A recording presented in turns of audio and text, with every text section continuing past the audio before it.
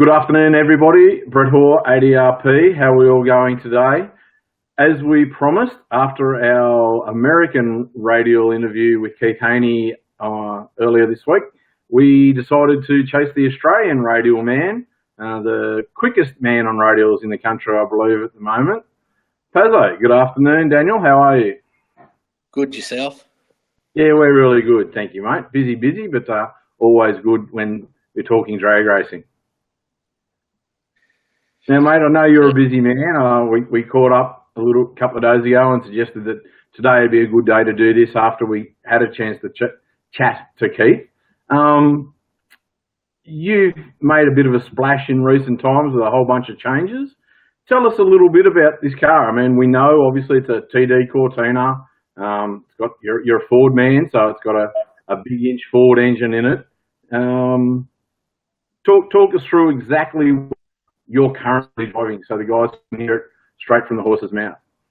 It's big block Ford 632. It's got 4 Gen 2 heads with a Berry billet manifold.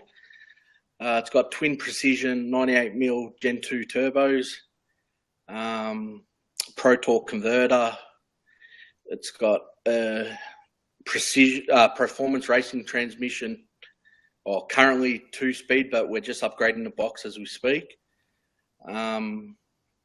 SCF built chassis. Craig built the whole car. It's got one of his diffs in it. Yeah. Okay.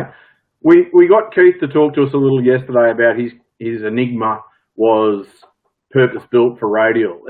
Is Scott? I know Scott's a passionate radial guy. Has he put a lot of different sort of stuff into the car because of the route you've taken? Look, we built this car as it was a mod street car. I wanted to race mod street, which was mini tubbed. You're allowed to notch the rail, but all the front had to be standard. There was a lot of rules. Back then, Johnny Wilson was the number one car. I think he was running like 740s, 750s. So yeah, we built it to race mod street, which we come out and I think first full hit we went 775, I think, with a little small block 417 cube with twin 70mm turbos. It was a good car. It's done everything always right. And then the goal with the car was back then was to run 200 mile an hour in a mini tub mod street car, and we were the first ones to do that. Then so that car's been 200 miles an hour. What was that? That car's been 200 miles an hour with a small block. Yeah, it went 201 or nearly 202. Yeah, with a small block on slicks and wheelie bars, and then I hurt the small block. It dropped a valve, and I in that time I become friends with Kevin Fiskus from America. He ran the first 6 in a radial car with a small block Ford. Okay. The first 6-second small block car on a radial, and I had one of his converters. He sold me a converter, and we become close. And he just said, "Why don't you throw a set of radials on the car?" Because I'd brought the big block, and I said, "Yeah, might as well try it." And then I sent the car back to Craig's in Sydney, and he fitted the big block up. Then I kept in contact with Kevin, and I said, "The first time out, would you like to come to Australia and give me a hand?" And he was, no dramas, come straight out. It was I think the record back then, there was a few guys. There was Kane with a HR and a few other guys who were doing a bit of radial racing, and they were pushing it. And I think the record was like 730s by one of Jason Barnett. He had a purple Mustang from the States. And I think, we come out first full pass, we went 7-1. And then the next day was the APSA meeting. Oh, actually, on that pass, I ripped the top control arms off the car, and it still went 7-1. We didn't notice it till the next day. We had it on the hoist at Craig's, and yeah, the arm was hanging off. So Craig quickly fixed. And then we went to the APSA meeting the next day, and we went 700 220. Wow. And that was the start of our radial career. And you were hooked thereafter. It had to be a radial tyre. Yeah, like it was really different driving the car from having a slick to putting a radial on. The car was a lot smoother. You could feel the car doing what it wanted to do a lot better. Okay. There was no wheelie bars, so we pulled the wheelie bars off. If I can jump in, that's a question an old drag racer like me has to ask you. Like, you guys, you go to these little tyres, you're putting enormous horsepower through them, and then just if that's not dangerous enough, you take the wheelie bars off. What's the deal? Well, I don't know. Really, that's how it was in America, and yeah, like I've had a few incidents where it's wanted to lift half track, and at the end of the track, I've had the wheels off the ground. But you just get to know your car and you know when to get off it. Yeah, well, it certainly makes for some pretty spectacular passes, that's for sure. The crowd loves you guys do. Yeah, it's been a bit of we've had a few wild rides where it's been good. Okay, and we probably shouldn't talk about it, but about your car and when to get off it, no wheelie bars.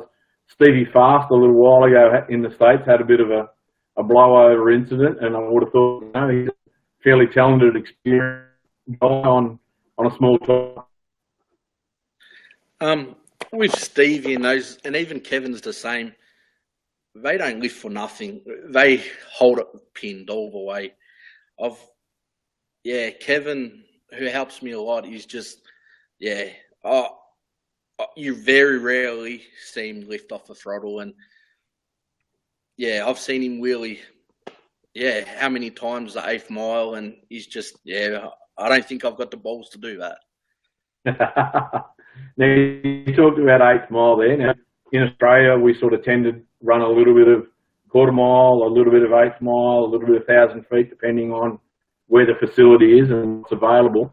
There seems to be a push, though, to head towards the 8th mile in your sort of stuff. I mean, we've seen some of the 400 Thunder stuff doing an outlaw radial type rack, and they're all running over the 8th. Some of the Sydney rounds we've seen over the 8th. Talk us through where that's headed. Look, I think everything follows the US, and I've seen they pretty much do one quarter mile race a year, but even that's not very big. I think it's more of a safety because, especially in Australia, we have to weigh 3,200 pounds for a big block twin turbo car. And, some of these cars, well, Dom's gone 230 mile an hour. I've gone 228. I think Sticks has gone 220 something. And just if something happens in the deep end, I've hit the net twice. I think I've got the record in Sydney for ending up in the sand 5 times when the chutes don't come out. I think it's more a safety thing. Okay. I don't see many of us, want to have an accident in the deep end. Yeah. But they say it's easier on any parts. Okay. But I'm sorry, but I'm still stuck back at how heavy does it got to weigh to go that fast on a small tire? When I went 650 the other day, I weighed 32.40 with me in the car. And how wide's that tire? 315. That's 315 radial. That is madness. I don't know how you guys are getting that much power down through such a little tire in a ridiculously heavy car. I mean, we think door slammers in this country are heavy, and they're 2,700 pounds. You got another 500 pound on top of that. Yeah, to be honest, the weight in a turbo car, it's more an advantage than anything. But yeah, I know in America I think their turbo cars have to be like around £3,000. I know for the IHRA deal, what's going on, I think we have to be in the radial class around 30 for a big block twin turbo. Yeah, so they are pretty heavy and pretty heavy cars for a little tyre. Yeah. Okay. Now, heavy car, little tyre. What's going on in your world in regard to perhaps change in that front? Something, a bit of a car feeling coming along. What was that, sorry? To the fact that you may have a bit of a new car feeling coming along soon. Yeah, like I was saying earlier, when I built this car, we only expected to run 200 mile. Like our goal was 200 mile an hour. Like I said, it's just a mini tubbed Cortina. It's got all the standard. Like I could unbolt the diff and bolt the standard Cortina diff back in it. Okay. Yeah, I've chopped the front off to fit the engine just to make it easier to work on. But yeah, I think it was time to. Now we're pushing the boundaries of going faster. You think just a little bit? It's time to build a 5-second car, and at least a radial car. Yes, another radial car. It's a Fox body Mustang. I'm having discussions with Craig at Burns at the moment. He wants to 4-link it, but I'm still a standard suspension guy, and I want to leave it standard suspension. But yeah, we'll see what happens when he chops it up. Well, you've sort of answered half of the question that Nicole's just asked me from Scott. Scott suggested that, is it true that you're going to go Fox body? Well, you've answered that already. But he's throwing a little bit of a curveball in here for me with a vortex blown small block. Nah, I know who that's. That's Big Scotty Beenan from Queensland. He knows what's going on. Okay, he's just trying to stir us up. Yeah, we brought the Pro Mod engine out of Kevin Fiskus's car, the 481X. Okay. He's stepping to a Hemi. He said in the Pro Mod deal with limited, you're only allowed 88 mil turbos and I think 38-pound boost. Okay. He said the Hemi's probably got about 250 horsepower more than the 481X at limited stuff. But he said in all out, he goes in all out with whatever turbos and whatever boost you want. He goes the Hemi and the 481's pretty close. Okay. You look at Paul Moore, what he's ran with the 481, and I think the guys in Bahrain that E-Canoe have gone 274 or, with the Hemi. So I think the engines are closely matched. So, yeah, we end up buying his engine. He ran the first 5-second pass on a radial in his Fox body. Okay. Which, yeah, so he's flown over, I think, 3 times now to help. And I guess whatever he says, I kind of do, like auto changes, shock changes, anything he tries and works for him, he'll say, look, I think we should get this. I think we should do this. And, yeah. We got very much that same sort of answer out of Keith Haney the other day. He said, I've got the hard job. I just let go of the button and that's all I get to do. He pays people who know what they're doing to make those other changes and make the car do what it needs to do. You obviously are a bit more hands-on than that, but employing and working with guys like Kevin, guys who know exactly what they're doing and have got the laps, have got the experience, have tried stuff that doesn't work and tried stuff that works, be a huge advantage for you, yeah? Yeah, well, working with Craig, when Kevin come over the first time, he said to me, I think we should put these shocks in the car. They're called Mensas. Nobody had heard of them over here. And Mark actually gave me a set for 3. And he said, can I come over with Kevin? I said, yeah, by all means. Now, now if you haven't got Mensa shocks in the car, you're nowhere. Like, I've actually upgraded to his latest four-ways, and man, it's changed the car. Well, I think my best 60 foot with the old shocks were like 122. Man, I put the shocks on and the car straight out. First pass went 114, and me and Craig looked at each other and just started scratching our head. And you know, we've looked at the shock data and stuff, what was going on with the car, and all of a sudden we pulled power out of the top of the car, because we know the car will back off 50 mile an hour and everything else, but it was the car down low was a pig. And you know, we left it like that because we knew we just wanted to run the first 6 in Australia on a radial. And we didn't want to waste runs, and we knew if we leave it soft and then bring it on, and the car did. The car went, I think first 6 was like 689, 224 or something. And then we did all the updates, changed the shocks and all that, and like I said, first pass out, it went 114 in the 60. And then, we pulled all the power and we thought, let's just work on the front half of the track. And I think, to the 330 now, it's gone 295. And, 438, 170. I've gone 178 to, half track.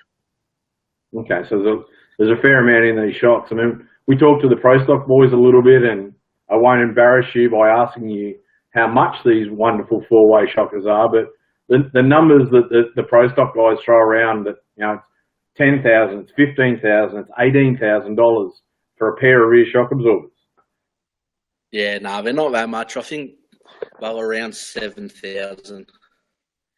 It's still for a relatively scientific car. I mean, Craig builds an awesome car, we all know that, but because of what it is, it as you said, it's only a mini tub, sort of original body style car. That's a lot of money to have hanging off the diff. Yeah, well, it is, but it isn't. When you add up what's in the car, Craig's diff and everything else, I think just to make the car do what it did, that was $7,000 worth it. I was going to say, you were talking about it was picked up over a tenth in the first half of the track. I think anyone would be jumping at being able to buy a tenth for $7,000. Yeah, it was. Yeah, the shock. Look, I shouldn't say it was shocked. We did changes in everything. Like I said, every time something new comes out, it's good. Kevin and his guys always give us the opportunity to try stuff, and you know, we get a lot of their information, which helps a lot.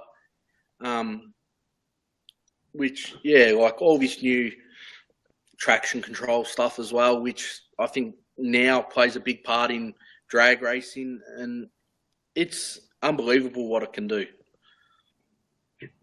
Traction control, a very topical problem in drag racing at the moment here in Australia that was highlighted recently, which we won't go into, but it is part of the future, isn't it? I mean, belt versus turbo, traction versus non-traction, auto versus Elenco and a clutch. There's a lot going on out there now in the new style of drag racing. Look, I'll be honest. I've only recently put it in the car, and especially on a radial, like when a radial spins, if you're not off it fast enough, but look, I've hit the wall in it. It's a safety thing, and if people think that you're going to go faster with it, then it's more a tuning tool. And like I said, it's a safety thing, especially on a radial. Yeah. Like we went 670 with no traction, no grid, no arc box, no nothing. Wow. And now we've put it all in the car, and like I said, it's just a safety tool. Okay. So you're using the MSD arc style traction control, not the, is it Davis? Or is that Yeah, too personal a question? yeah, we'll leave that one alone. All right, cool. No worries. Didn't mean to put you on the spot or straight under the bus, mate. So Nah, nah. tell us, Look, tell us. I, I've got both of them in the car. Okay. I've got the Davis and the Grid and Arc, but we use the Grid and Arc for a different function, not for traction. Okay. We use the Davies for traction. Yeah. Let's not give too many secrets away, mate. You still want to make sure you're at the head of the pack. Yeah, this new car I think will be. All right. Well, we'll get to the new car again in a second. I want to touch on again this new world of drag racing, radial, traction control, automatics, new younger guys at the helm. Comes with the territory a bit of smack talk. How do you get along with Dom and a few of the other boys you've mentioned in the radial bracket? I mean, is it all good and well behind the scenes, but a little bit of smack talk out front? How's it work?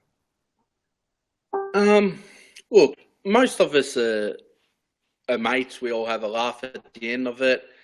Look, me and Dom, yeah, we've had our problems and our, but at the end of the day, it's racing. We still haven't raced yet, which I think will happen this year. And yeah, we'll get to sort it all out and see who's the fastest. Perhaps we need to hop on and start a GoFundMe page for let's get a decent purse up so that you two can actually have a head-to-head run. Oh, I don't think money. Yeah, I think me and Dom did talk about it one day, doing like having a bit of a bet, and the money goes to like a children's hospital, like whoever wins, or no one actually gets the money. We'll so a couple of charities, one on each side, and if I win, I'll pick a charity. If he wins, he'll pick a charity, and it's for a good cause. All right, well, we'll see. We'll have to talk offline a little bit about that and see if we can get Dom on side or offside as the smack talk goes. So all right, let's go back to this new Fox body. So it's going to be a full tube car, strut front end. It's going to, from the firewall back, it'll be all cut out. It'll be one of Craig's chassis from start to finish. We'll leave, with the Cortina I've got now, it won't meet the IHRA rules because I've cut like all the front out to fit the engine in, and I've cut most of the rail off, even though from the firewall back to the back of the car is still standard. Me and Craig spoke about it, and I think it was time we start a new car and build it so it can run a 5, and we'll see what happens. So when can we expect that to be wheeled out of the shop and painted in that wonderful orange colour? Well, at the moment, Craig's finishing off Spinozzi's new door slammer getting built, and Craig's actually brought a Mustang for himself, which he's going to come and jump in Radial. Yep. With his son, is that correct? Yeah, him and Corey and Joel, and they're going to they've brought a door slammer, a blown engine, and so I think they got the car from the States a couple weeks ago, just a standard 04 Mustang, and they're going to put both cars together and build them together. Okay. So they'll be sister cars. They'll probably be built identical, but I want to do standard suspension points at the back, is where Craig's already said no to that, but we'll see what happens. Okay. I don't think getting into a smack talk argument with your chassis builder is the smartest move you can make, mate. Oh, it's already started, the whole blown and turbo deal. So it'll be fun. Now, excuse my ignorance, it's not my world, but does anyone run fast on nitrous on a radial in this country? Stu Henry, he's gone, I think, 449. He's ran a 6 on a radial car in a little Capri. So, yeah, Simon Krieger's just stepped up with the Tirana. Yeah. He's gone, I think, around the 470s. Okay. Yeah. Awesome. So, I've got a couple of questions went past to me, so bear with me a second. As first one's a little bit near and dear. I actually asked you this a while ago. So, will you ever take the car to America and race it lights out, no mercy, those sort of deals? oh, look, to be honest, the car a few years ago when we were trying to do the deal, yes, that was the plan, but I wouldn't this car. I don't think this car would be good enough to run with those guys. They're just out of control. You know, what did Keith Haney say? He went into 60.98 or something. You know, those. You know, we're talking about 1-1. Yeah, we're talking about 114s, and you know they're gone. I think I was saying Barry Mitchell went 373, and they reckon there was a 360 by Stevie Jackson, but it's all hush hush. So, yeah, but if you listen to Keith, the rolling cars are light, 8th mile timers are brought. So you're breaking up. Sorry, I'm just saying how if you listen to Keith, he reckons all that's a bit of BS because they cheated. None of those times are real until he races them. Well, look, I know 370s and 380s what they're going. Look, if you ask Moyd or even Zap what they run in the 8th mile, and I reckon that's where they are. So, yeah, I in Australia, look, I think our next goal is maybe one day in the next 5 years or something, maybe try and run a 3 in the 8th and a 5-second pass, but till the tracks get like theirs, it's yeah, I think, look, I reckon by the end of this year, you'll probably see like maybe low 420s or high 4.1, but okay, that's, yeah. That's a long way to go to be half a second slow in the 8th. Yeah, like those guys, you know, I think, look, maybe the new car, it's going to have all Kevin's ideas and all their stuff in it. Take it over there. Look, it's going to be as good as theirs with Craig building it. So, yeah. But here in Australia, wow. Possibility once we get this new car dialed in this country. Yeah. All right. And Elfie Sharker, what made you go the Radial route other than any other class? Well, Mod Street, you're only allowed 70 mil turbos, and there's so many rules, and I just wanted to go fast. And for back then, the rules were put radials on, pull your wheelie bars off, and see you later. And I thought, you know what, let's try it. Okay. So like most of us, it's just been a relatively natural progression from I just want to go a bit quicker, I just want to go a bit quicker, I just want to go a bit quicker, and then all of a sudden you look back and you go, how the hell did we get here? Yeah, pretty much. Like I said, back then Johnny Wilson was running 740s, 750s, and the goal was to catch him and in a Mod Street car. And I think once we did that, we went 7-1 at 202, and I think that's when the boat a big block turbos on it, and said let's chuck a set of radials on and let's go for it. The rest is history. Yep. All right. Mate, thank you so much for your time tonight. I know, as I said earlier, you're a busy man. There's a lot going on.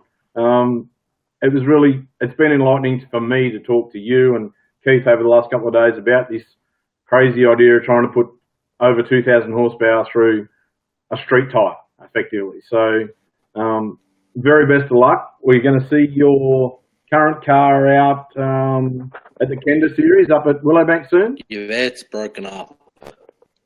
We broke up. I've lost him. Come back to me. The joys of modern technology. If Pazzo doesn't come back, we might end it there. He did. Yep, we've lost him.